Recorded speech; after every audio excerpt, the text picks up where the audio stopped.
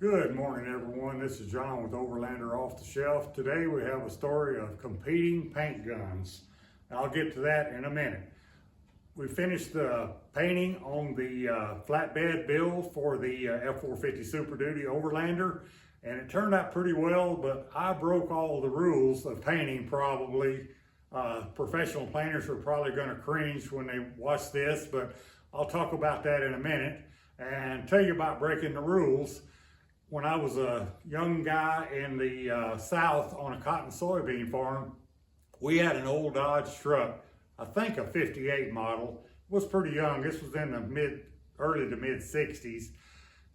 It needed a paint job, and my father had gotten several cans of automotive paint from, I think, a local hardware store. I'm not sure right now, but we didn't have enough to paint the truck with any one color, so he decided to break the rules and mixed everything together to make enough to paint the truck, and it turned out purple. So for a while we had a purple Dodge on the farm, and I don't really know what happened to it after that. Like I said, I was pretty young, but I can remember the purple Dodge on the farm, everybody talking about it. So my father just made do with what we had, and that's kind of what I'm doing today. So let's get after the video, and I will show you the paint guns, and I will show you the flatbed painting job. Okay, here are the two paint guns I used. One's a Bink 69, which was probably the premium paint gun back in the early days, 60s, 70s, 80s, along with the Sharp. And the other one is from the local freight store I probably bought 20 years ago, and I used it mostly for a primer gun. And as you can see, they're kind of dirty. The last time I used the Binks looks like to paint something green and yellow farm equipment, but the tips are all clean. I try to do a thorough job of cleaning the tips when I get through with lacquer thinner, and then store them in lacquer and paint thinner mix. So, but the Binks didn't work this time when I pulled it out. I'm suspecting it needs an O-ring kit, so I had to use the cheaper gun on the flatbed paint job, and actually it worked pretty well. So let me show you the flatbed paint job and why the paint guns. I have a competing paint gun video this time. So we're going to walk outside in the sun and go to the flatbed, and I'll show you the paint job on it. I think it turned out pretty well. I painted it a kind of a muted brown because the Overlander is going to be natural wood, and I think it'll match, and the floor will be a muted brown also. But anyway, there's the back of it, and here's down the sides.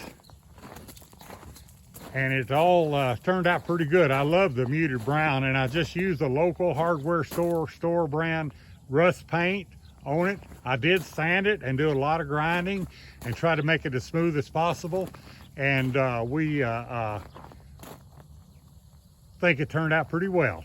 But there are my steel traps that I masked off. I wanted to leave those rusty. So anyway, I masked those off to leave them kind of natural. But this is the front of the bed, the light bar headache rack, and my steel trap grab handle still masked off on the other side. So, and my steps, I got those painted. I'm sure I'm gonna have to do some touch-up paint. The bed mounted on the truck, but here's down this side. I crawled underneath here. I got it up on jack stands and supported real well.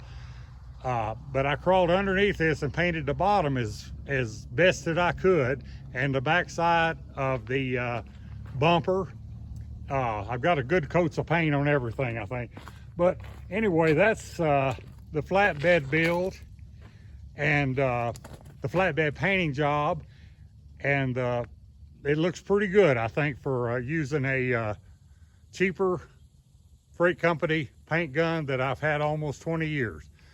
Speaking of breaking the rules, I know all you real painters are going to cringe at this, but I did paint this outside in the dirt and gravel, and it was fairly windy. I tried to work with that, but it did rain last night and we were able to dampen down everything.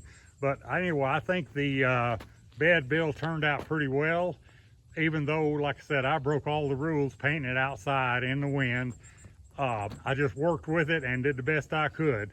So I'm pretty happy with it. I think it's going to work out well for me. It's got several coats. This is John with Overlander Off the Shelf. I hope you guys have enjoyed this video and on breaking rules. Give me some likes, some thumbs up, some comments, and please subscribe if you can. And this is John with Overlander Off the Shelf, and we will see you guys on the next video. Thank you very much.